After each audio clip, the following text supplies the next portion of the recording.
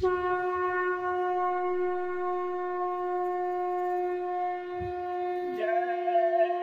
गुरुदेव। जय गुरुदेव।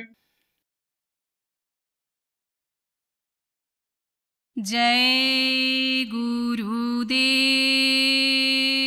जय गुरुदेव। बदली है हवाएं, बदला है जमाना। जय गुरुदेव नाम रटेगा जमाना। बदली है हवाएं, बदला है जमाना।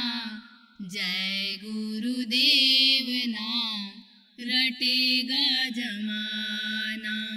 अत्याचारी भ्रष्टाचारी अब ना बचेंगे। अत्याचारी भ्रष्टाचारी अब न बचेंगे। देश के निवासी अब दुख ना सहेंगे। देश के निवासी अब दुख न सहेंगे। पापों से बचने का चले ना बहाना। जय गुरुदेव नाम रटेगा जमाना। पापों से बचने का चले ना बहाना। जय गुरुदेव नाम रटेगा जमाना।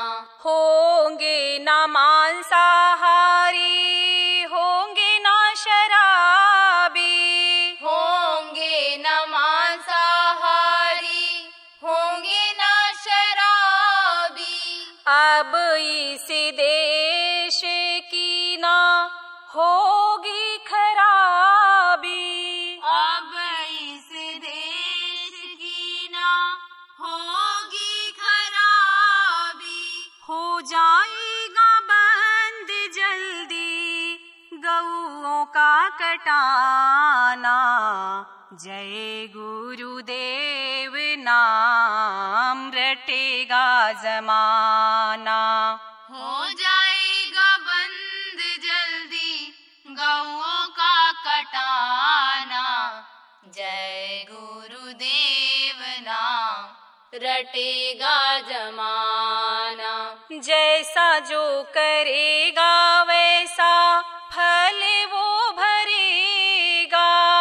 जैसा जो करेगा वैसा फल वो भरेगा। बेटा अपने बाप को भी माफ ना करेगा।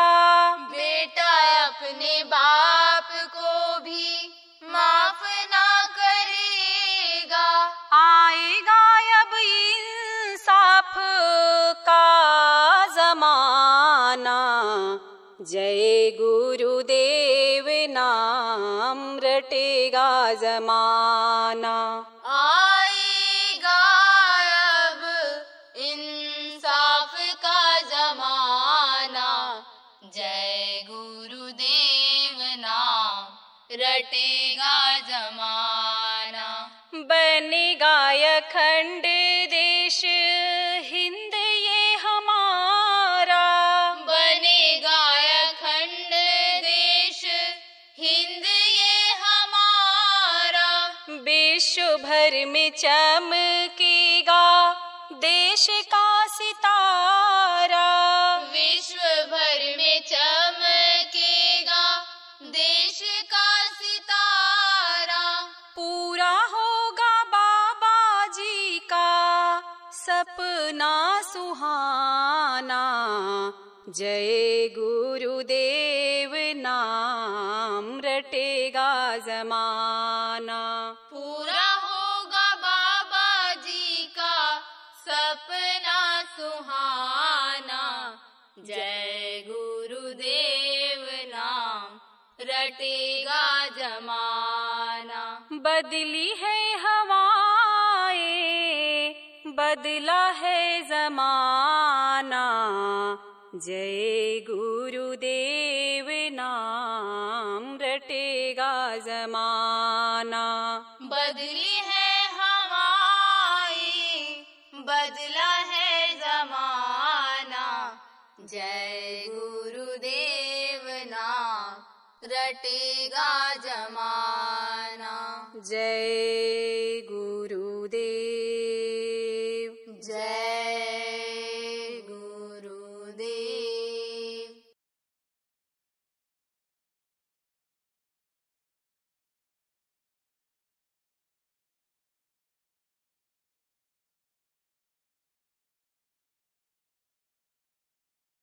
सैतालीस में देश आजाद हुआ। आप ये समझो कि 15 अगस्त को अंग्रेज छोड़ करके गए, लेकिन हमारे गुरु महाराज कहा करते थे कि देश 48 में आजाद हुआ। 48 में। अब ऐसा वो क्यों कहते थे? इसलिए कहते थे कि जो माउंटबेटन वायस आए थे, ये जो हुकूमत करने वाले थे, मालिक थे उस समय पर, मुल्क के, देश के जो मालिक थे, वो 1 साल तक नहीं जमे रहे। दिमागी थे वो लोग।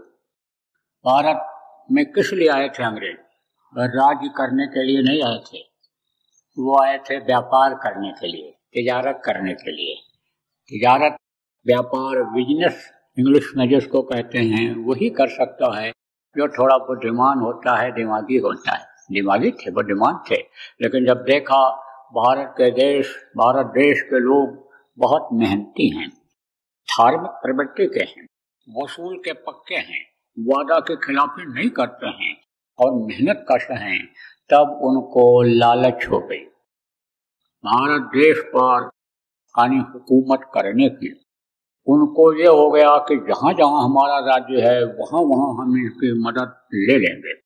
आपको समझने की जरूरत है कि बहुत से लोगों को यहाँ से लेकर के अंग्रेज जहां उनका शासन था दूसरे देशों में भी ले गए। आपके जैसे देखो ये मॉरिशस है। मॉरिशस में समझो कि गन्ना बोने के लिए, खेती करने के लिए इधर आपके बिहार के लोग जो भोजपुरी बोलते हैं उनको ले गए थे। वहाँ आज भी भोजपुरी बोली जाती है, हिंदी उतना नहीं समझते हैं और भोजपुरी भाषा उधर के लोग पूरा बोलते हैं, समझते हैं, घर में उनकी बोला जाता है। और देखो भारत मूल के ही वहाँ पर प्रधानमंत्री भी हुए हैं, अब भी कैबिनेट में कई लोग हैं, मंत्री हैं। आप देखो मलेशिया में भी, इधर आपके तमिलनाडु के और उधर के दक्षिण भारत के अब भी काफी लोग हैं, वहां भी भाषा ये बोलते हैं लोग। तो कहने का मतलब यह है कि उनको लालच हो गई कि यहाँ से हमारा बहुत काम होगा, ये मेहनत का आदमी है। तो उन्होंने सबसे पहले काम क्या किया कि इनको आदत डालो। किस चीज की आदत डालो? देखो, किसी को खाने की आदत पड़ जाती है, किसी को घूमने की आदत पड़ जाती है, किसी को अच्छा पहनने की आदत पड़ जाती है। तो आदत जो पड़ जाती है उससे आदमी आदत का गुलाम हो जाता है, व्यसनी हो जाता है। व्यसनी किसको कहते हैं? आदत, व्यसन लत जिसको कहते हैं। चाहे शराब की लत हो, चाहे गांजा की लत हो, चाहे भांग की लत हो, चाहे रबड़ी मलाई खाने की लत हो, चाहे जिस चीज की लत हो, लत पड़ जाती है। कान सेवक सुख ने मान भिखारी, व्यसनी धन ने शुभ गज व्यवसाय, लत पड़ जाती है। तो समझो लत डाला, ऐसी ऐसी चीजों को लाए। चाय यहाँ कोई पीता था? चाय तो यहाँ कोई पीता ही नहीं था। चाय का आविष्कार किया किसने किया था? अंग्रेजों ने ही किया था। फिर पिलाते थे बड़े बड़े डेग में बना करके चौराहों पर, और फिर पिलाते। और जब लगातार आदमी 2-4 दिन पी लेता था तो एक पुड़िया पकड़ा देते थे, ले जाओ ये घर पर इस तरह से पकाना। देख लो जैसे हम इसको बना रहे हैं, चाय को पानी में पका रहे हैं, फिर दूध डालेंगे, चीनी डाल करके, देखो हम बनाते हैं ऐसे बने। अब ये कब हुआ? वो अंग्रेज घूमता हुआ गया, खेत में जुताई कर रहा था किसान, उसकी औरत मटके में पानी लेकर और 4-4 रोटी, मोटी मोटी बड़ी बड़ी, पूरे तवा भर की रोटी बनाते थे। अभी राजस्थान में रोटी बनती है उसी तरह से। लेकर के गई और ये साग लेकर के गई, जैसे बटुआ पालक और इसका जो साग होता है वो बना करके लेकर के गई। अब वो आया, मटके से हाथ धोया और पैर वैर धो लिया, मुंह धोया, और उसके बाद में अंग्रेज भी वहीं बैठा था। तो सोचा कि अब अंग्रेज को भी दें, क्योंकि भारत देश की अब परंपरा रही है कि आप नहीं करते। आप करने क्या मतलब होता है? अरे अपना खाए दूसरा खाए चाहे न खाए, अब वो क्या एक पशु प्रवृत्ति है, बात करके खाते। आओ बैठो पियो पानी, ये भारत देश की संस्कृति रही है। कोई किसी के दरवाजे पर पहुंच जाता तो उसको सबसे पहले पानी पिलाते, फिर अनिहाल पूछते थे कहाँ से आए हो, किस लिए आए हो, कहाँ जा रहे हो, और बाकी चीजें पूछा करते थे। आप समझो प्रेमियों कि भारत की एक मर्यादा संस्कृति रही है। पहले देखो मटके में पानी लेकर के रोटी बना करके बुजुर्ग लोग जाते थे, पैदल जिधर चलना होता था लोगों को उधर बैठ जाते थे पेड़ के नीचे, बुला बुला करके रोटी खिलाते, पानी पिलाते। तो उसने कहा भाई खाने से पहले, किसान ने कहा खाने से पहले तो इसको दे दिया जाए। तो उसने 2 रोटी, 1 रोटी उसको, यानी समझो 1 रोटी तो ऊपर से साग रख करके दे दिया अंग्रेज को। और अंग्रेज लेकर के देखता रहा किस लिए दिया है, क्योंकि बोली ना अंग्रेज समझ पाता था उसका, ना अंग्रेज की वो समझ पाता था। तो देखता रहा ये क्या करता है। अब उसके बाद में उसने अपनी 4 रोटी 5 रोटी रखा और उसके ऊपर भर करके साग रख दिया। अब जब वो शुरू किया ऐसे साग को पहले टेस्ट किया, तो वो जब देखा तो कहा कि अब अंग्रेज खा लेगा, चलो हम उधर खा लेंगे, हट करके थोड़ा वो भी खा लें। अंग्रेज ने क्या किया, साग तो खा लिया और समझो वो जो रोटी थी उसके पास लेकर के गया, कहा टेक योर प्लेट, यानी अपना ये बर्तन। प्लेट किसको कहते हैं? जिसमें रख करके खाया जाता है। तो वो अंग्रेज ये समझा रोटी को कि ये प्लेट है, ये जो प्लेट में रख करके हमको दिया है इन्होंने, वो तो मैंने खा लिया खाने वाली चीज साग को, और इसका प्लेट वापस कर दिया जाए। तो वो उसको प्लेट समझ लिया। लेकिन देखा अंग्रेज ने कि वो तो रोटी के साथ साग उठा उठा करके खाता जा रहा है, वो तो प्लेट ही खाता चला जा रहा है। जब देखा इतना खा लिया, तब कहा कि अब तो इनके सबसे पहले खुराक को खत्म करना है। खुराक इनका जब तक खत्म नहीं होगा, ये कमजोर नहीं पड़ेंगे, शरीर से बल इनका नहीं थकेगा, तो हम तो लड़ाई लड़ करके इनसे पार नहीं हो पाएंगे। और ये तो समझो कि एक तरफ जब हो जाएंगे तो हम तो थोड़े संख्या में हैं, इसलिए हम जीत नहीं पाएंगे इनसे। तब वो तरह तरह की चीजें यहाँ लाने लग गए लोगों को कमजोर बनाने के लिए। जैसे इस समय पर देखो लोगों को कमजोर बनाया जा रहा है। किसको बनाया जा रहा है? आने वाली पीढ़ी को, युवा पीढ़ी को। किसको? भगत सिंह, चंद्रशेखर, अशफाकुल्ला खान, राजेंद्र लाहिड़ी जैसे वंशज को। वंशज मतलब उनके खानदान को। भारत देश के जो भी नौजवान हैं समझो कि उनके अंदर उसी तरह का रक्त है, उसी तरह का खून है जैसे इन शहीदों में था। तो उनके वंशजों को इस समय कमजोर किया जा रहा है। कैसे कमजोर किया जा रहा है? तरह तरह की चीजों को परोस करके। किसमें परोस करके? यूट्यूब में, गूगल में, तरह तरह से, यानी सिनेमा में, अन्य साधनों से उनके चरित्र को गिरा करके, उनके खान पान को खराब करके, यानी उनके ताकत को खत्म किया जा रहा है। आपको समझने की जरूरत है प्रेमियों। प्रचार कर देते अंडा खाओ, अंडा खाओ, अंडा से ताकत बढ़ेगी। अंडा क्या करती है? दिन में अंडा खाते हैं और रात को अंडा देने लग जाते हैं, निकल जाता है ऐसा। हाँ फिर समझो तो शक्ति क्षीण हो रही है इससे। ये समझो कि जवानी की ताकत खत्म हो रही है। तमाम अपराध इस वजह से हो रहे हैं। फांसी लोग लगा ले रहे हैं। देखो औरतें अपराध की प्रवृत्ति में फंसी जा रही हैं। जिस देश की देवियां आप ये समझो कि शराब पीने लग जाएं, जिस देश की देवियां नंगी नाचने लग जाए, समझो उस देश का क्या हाल होगा। भारत जैसे धर्मपरायण देश में और ये हालत हो रही है, इस पर लोगों को विचार करने की जरूरत है, सोचने की जरूरत है। शहीदी दिवस और शहीदी यानी सप्ताह में, मुक्ति दिवस के सप्ताह में लोगों को इस बात के लिए सोचने की जरूरत है कि भविष्य क्या होगा। बहुत आप प्रयास करो, बहुत बढ़िया कपड़ा पहना दो, बहुत अच्छे आप मकान में रख दो, बहुत तरक्की दिखा दो, लेकिन शरीर में ताकत ही न रहे, बुद्धि ही न काम करे।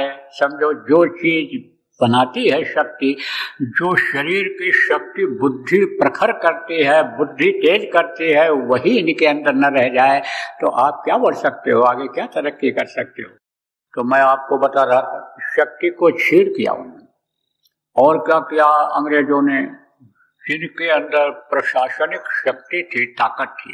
प्रशासनिक शक्ति किसको कहते हैं? देखो प्रेमियों, आप आश्रम पर रहते हो, सेवा करते हो, सीधे साधे गांव के लोग आते हो, सेवा करते हो, तो सेवा कौन कराता है? कोई कराता भी है, कोई योजना भी बनाता है, आपको लागू भी कराता है, आपसे ऐसे होते हैं। तो वो प्रशासनिक, जैसे कलेक्टर होते हैं, आप ये समझो देश को चलाने वाले, प्रांत को चलाने वाले, आप ये समझो प्रधानमंत्री और मुख्यमंत्री होते हैं, जिला को चलाने वाले यानी समझो कलेक्टर जिसको कहते हो, डीएम, पीएम, सीएम, डीएम चलाते हैं देश को। तो आप ये समझो कि जैसे ये होते हैं तो उनके कर्मचारी होते हैं, काम करने वाले होते हैं। इसी तरह से उस समय भी राजाओं का राज था। तो राजा हुआ करते थे और फिर उनके जो यानी जमींदार थे, जमीनें जो राजा ने जिनको दे रखी थी, समझो कि वो उनके एहलकार थे, एक तरह से कारिंदे थे एक तरह से। तो अंग्रेजों ने उनको मिलाया, कहा कि यही जो है वो यानी समझो कि इनको समझा पाएंगे और यही इनसे करा पाएंगे। लेकिन हंटर उन्होंने अपने हाथ में रखा। हंटर किसको कहते हैं? डंडा, पेंट जिसको कहते हो, हाथ में लेकर के चलते हैं। हंटर उन्होंने अपने हाथ में ही रखा, घुमाते थे हंटर, तो लोग कांपते थे, क्योंकि देखो आप कि जिंदा यानी समझो कि यानी लटका दिया, ऐसे लटका दिया। उनके खिलाफ कोई काम कम अत्याचार किया था, बहुत अत्याचार किया। देश को चलाना उनको, भारत देश को चलाना उनको आता ही नहीं था अंग्रेजों को।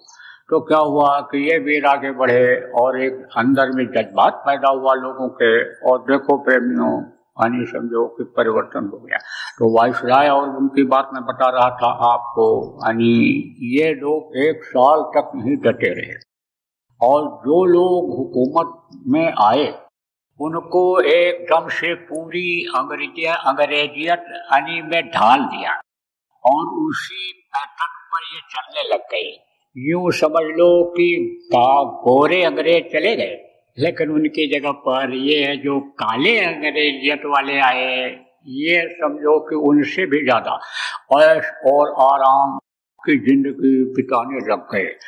लूट लूट करके जो अंग्रेज ले गए, जो आपके उनसे पहले यहाँ पर यानी मुगल बादशाह थे, वो जो देश से लूट करके धन को ले गए, उससे ज्यादा इन लोगों ने यानी समझो लूट खसोट किया, ले जा करके जमा कर लिया। हमारे बोलने की चीज ये नहीं है, लेकिन यह सप्ताह चल रहा है, पखवाड़ा चल रहा है। इतिहास को याद नहीं कराया जाएगा, बताया नहीं जाएगा, समझ में कैसे लोगों के आएगा, लोग आगाह कैसे होंगे, चाहे हुकूमत करने वाले हों चाहे जनता हो, दोनों के सहयोग से देश चलता है। तो इसलिए हमको बोलना पड़ता है, बताना पड़ता है। तो प्रेमियों, यह स्थिति रही कि समझो बीच में तो एक ऐसी भी स्थिति आई थी कि समझो कि इमरजेंसी जो लगी थी, आपातकालीन स्थिति जो लगी थी, जिसमें बहुत से देश के यानी समझो कि यानी नेता जिनको कहते हैं, वीर बहादुर जिनको कहते हैं, महात्मा जिनको कहते हैं, गुरु महाराज जैसे को भी जेल जाना पड़ा था। तो आपको समझो, आप ये समझो प्रेमियों कि वो 1 साल तक यहाँ डटे रहे और 48 में जब वो गए तब पूर्ण रूप से देश आजाद हुआ। लेकिन वो नहीं चला पाए, देश को नहीं समझ पाए, भारत देश को नहीं समझ पाए, कैसे इनको संभालेंगे, कैसे यानी समझो कि इनसे काम लेंगे, किस तरह की साधन सुविधा इनको देंगे तो ये हमसे प्रसन्न रहेंगे। इस चीज को जब वो नहीं समझ पाए तो समझो कि यही हालत बाद में ये देश की बिगड़ती चली गई। और समझो कि ये काफी दिनों तक चला, 50 साल से ऊपर तक चला। और ये भी देखा आपने, अगर इतिहास उठा करके देखो, पढ़ो, सुनो, तो लोग बताएंगे कि एक ही परिवार के लोग हुकूमत में लगे रहे, वही बारी बारी से आते रहे। आप समझो बाप चला गया तो बेटी बन गई, बेटी चली गई तो बेटा बन गया, फिर दूसरा बेटा बन गया, यही क्रम चलता रहा। तो आप ये समझो कि जब अंग्रेज यानी नहीं देश को चला पाए, यानी नहीं व्यवस्था को सुधार पाए, कुदरत से बरकत नहीं दिला पाए, समय पर जाड़ा गर्मी बरसात जब नहीं करवा पाए, जब वो यानी समझो कि प्यार मोहब्बत नहीं दे पाए, जनता के दिल में जगह नहीं बना पाए, तो उनके पैटर्न पर चलने वाले ये कैसे कर पाते। बीच में जो आए आप ये समझो कि वो भी नहीं रहे। आपको बताऊं, एक राज्य में पड़ गया सूखा, तो विद्वानों ने कहा राजा से कि जाप करो, मंत्र का जाप करो, पूजा करो, तब ये मेघराज बादल खुश होंगे और तब ये पानी देंगे, ये नाराज हो रहे हैं। तो उन्होंने एक पंडित को राजा ने हुक्म कर दिया, साधन सुविधा दिला दी, रहने की, बढ़िया माल खाने की सुविधा दिला दी, और कहा महाराज आप जाप करो। तो वो जाप करना तो जानता नहीं था, उसको पता ही नहीं था कि क्या जाप करने से पानी बरसेगा। लेकिन अब साधन सुविधा मिल रही थी, जैसे बंगला मिल जाता है, मोटर कार मिल जाती है, नौकर मिल जाते हैं, टीए भत्ता मिलने लगता है, तनख्वाह मिल जाती है। जब पोस्ट पर पहुंच जाते हैं, मंत्री मिनिस्टर जिसको कहते हो, प्रधानमंत्री राष्ट्रपति जिसको कहते हो, उनकी सुविधाएं बहुत ज्यादा होती। तो इसी तरह से पंडित जी को जब सुविधा मिल गई तो सुविधा को कोई छोड़ना चाहता है। तब वो बोले भाई कुछ तो जपना पड़ेगा। तो वो क्या जपने लग गए, क्या जपूं क्या न जपूं, क्या करूं क्या न करूं, क्या करूं क्या न करूं, क्या जपूं क्या न करूं, यही जपने लग गए। तो अब इसके जपने से खुश होंगे देवता? अरे देवता को खुश करने का वेद मंत्र होता है, और वेद मंत्र के जपने से देवता खुश होते हैं। उनका जो भोजन है सुगंधी आहार, वेद मंत्र के द्वारा जब उनको खिलाते हैं तब वो खुश होते हैं खा करके, जैसे आदमी खुश हो जाता है खा करके। जैसे दारू पीने वाले को बोतल पकड़ा देते हैं बहुत से लोग, काम करवाने के लिए खुश हो जाता है। आप जाओ, हाथ जोड़े रहो, पैर पकड़े रहो, सरकार साहब हमारा काम है, ये जायज काम है, इसको आप कर लो। नहीं करेगा, बोतल ले जा करके पीछे धीरे से टेबल नीचे से दिखा देते हैं, फौरन काम कर देता है, चाहे जायज हो चाहे नाजायज हो। जब पकड़ा जाता है, जेल जाता है, मार पड़ती है, बेइज्जती होती है, तब पता चलता है कि बोतल की कितनी कीमत देनी पड़ी। तो आपको समझने की जरूरत है कि खुश आने समझो देवता इससे तो हुए नहीं बरसा पानी। तब विद्वानों ने कहा महाराज, राजा से महाराज एक को और कर दिया जाए, विद्वान को जाप करने के लिए, कि जिससे 2 लोग जाप करें तो 2 लोग खुश करें तो जल्दी खुश हो जाएंगे। बोले ठीक है राजा, कोई कमी थी, उनके लिए भी जाप करा दिया, उनको भी गया, वही बैठ गया। अब वो दूसरा कहा क्या करूं क्या न करूं, क्या करूं क्या न करूं, क्या जपूं क्या न जपूं। तो दूसरा सोचा भाई मंत्र तो मुझको भी नहीं मालूम है, तो मैं क्या जपूं। तब वो बोला जो ये करें सो मैं करूं, जो ये करें सो मैं करूं, जो ये करें सो मैं करूं, यही जपने लग गया। जो ये करें सो मैं करूं, जो ये करें सो मैं करूं। अब इससे पानी बरसेगा, इससे भी नहीं बरसा। तब विद्वानों ने कहा, ज्योतिषियों ने कहा, विद्वानों ने कहा राजन पानी अब नहीं बरसा तो और आदमी लगाओ आप जाप के लिए। अब जब वो तीसरा गया तो अब उसने कहा एक जप रहा है क्या करूं क्या न करूं, दूसरा कह रहा है जो ये करें सो मैं करूं। तो भाई साधन सुविधा तो मिल रही है और मालूम हमको भी नहीं है। तो उसने कहा ये धांधली कब तक चलेगी, ये धांधली कब तक चलेगी। ये थोड़ा अच्छा था, अच्छे लोगों को कहीं रहने देते हैं। इतिहास उठा के देखो, हटा दिया रास्ते से, हटा दिया। उन्हीं के साथ लगा हुआ था, उसने कहा सेब में इंजेक्शन दे करके और मार दिया हमारे साहब को, सन्यास बाहर विदेश। तो आपको ये समझने की जरूरत है प्रेमियों कि यानी समझो कि वो यही जपने लग गया। क्या करूं, ये वो कहा, पहला कहा है क्या जपूं क्या न जपूं, क्या करूं क्या न करूं। दूसरा कहा जो ये करें सो मैं करूं, ये जाप करने लगा। तीसरा गया तो यही जपने लग गया। ये धांधली कब तक चलेगी, ये धांधली कब तक चलेगी, ये धांधली कब तक चलेगी, ये धांधली कब तक चलेगी। समझा। अब आप समझो चौथा आया तो उसने कहा जब तक चलेगी तब तक चलेगी, जब तक चलेगी तब तक चलेगी, जब तक चलेगी तब तक चलेगी, जब तक चलेगी तब तक चलेगी। कहीं चली? 21 महीना के बाद धांधली नहीं चली, परिवर्तन हुआ। फिर परिवर्तन होने के बाद में भी आप समझो उसमें बदलाव हुआ। कब बदलाव हुआ? जब राजा के हिसाब से पानी नहीं बरसा और जनता का खर्चा आप समझो वो विद्वान लोग खाते रह गए, वो जाप करने वाले खाते रह गए, तो जनता को होश आया, प्रजा को होश आया।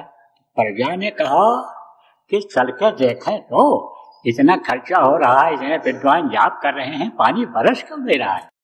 तो जब लोग गए देखे तो एक जप रहा है क्या करूं क्या न करूं, दूसरा कह रहा है तो ये करें सो मैं करूं, तीसरा कह रहा है ये धांधली कब तक चलेगी, चौथा कह रहा है जब तक चलेगी तब तक चलेगी, जब तक चलेगी तब तक चलेगी, साधन सुविधा तो मिली हुई है, क्या दिक्कत। तब जनता ने कहा अब धांधली नहीं चलेगी, अब धांधली नहीं चलेगी, अब धांधली नहीं चलेगी, और सबको हटा दिया। और जब प्रजातंत्र का रूप देश लिया तो अब देखो इस समय पर व्यवस्था थोड़ी थोड़ी सुधर रही है। लेकिन ऐसी व्यवस्था बिगड़ी पिछले दिनों में कि इनको सुधारने में बहुत समय लग जाएगा। दिल दिमाग बुद्धि इनकी कहीं कहीं पर देखो फेल हो रही है। तो उसका कारण क्या है? पहले देखो राजगुरु हुआ करते थे, राजा लोग महात्माओं को साथ रखते थे, उनसे समझो राय लेते थे, सलाह लेते थे, और उसमें जब हाथ डालते थे तो राजा लोग कामयाब हो जाया करते थे। तो आपको मतलब समझना चाहिए कि जब तक आध्यात्मवाद इनके अंदर नहीं आएगा तब तक समझो कि व्यवस्था का पूर्ण रूप से सही होना बड़ा मुश्किल हो जाएगा।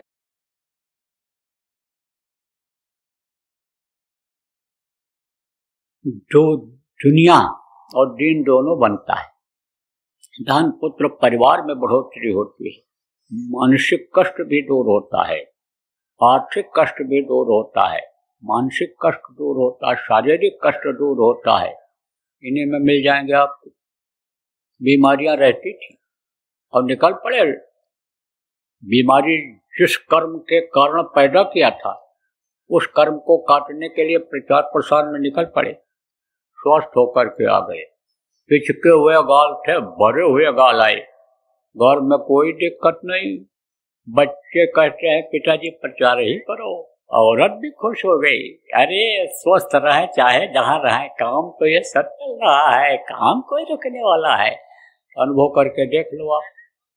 गुरु महाराज छोड़ करके गए काम आपके लिए, क्या कि लोगों को शाकाहारी बनाओ, नशा मुक्त बनाओ, सतयुग देखने के लायक बनाओ, लोगों को समझाओ और बताओ कि युग परिवर्तन जब जब होता है बहुत लोग मरते हैं, त्रेता में बहुत मरे, द्वापर में बहुत मरे, तो कलयुग जाएगा तो छोड़ेगा नहीं, छोड़ेगा तो समझाओ लोगों तो काम मिल जाता है। ये भजन है, ध्यान है, इसमें जल्दी मन नहीं लगेगा तो इस काम में लगना रहेगा। जय गुरुदेव। सरकारी व गैर सरकारी अनुदान के लिए बिना सत्संगियों के सहयोग द्वारा जनहित के कार्यों में लगी हुई बाबा जय गुरुदेव धर्म विकास संस्था का मुख्यालय पिंगलेश्वर रेलवे स्टेशन के सामने मक्सी रोड, उज्जैन, मध्य प्रदेश में है। यहाँ पर सत्संग व नामदान का कार्यक्रम होता रहता है। अतः आप श्रोताओं से अनुरोध है कि बाबा उमाकांत जी महाराज के आश्रम उज्जैन एक बार परिवार सहित जरूर पधारिएगा। आपके सुझाव के लिए व्हाट्सएप नंबर 9575600700। जय गुरुदेव, जय गुरुदेव।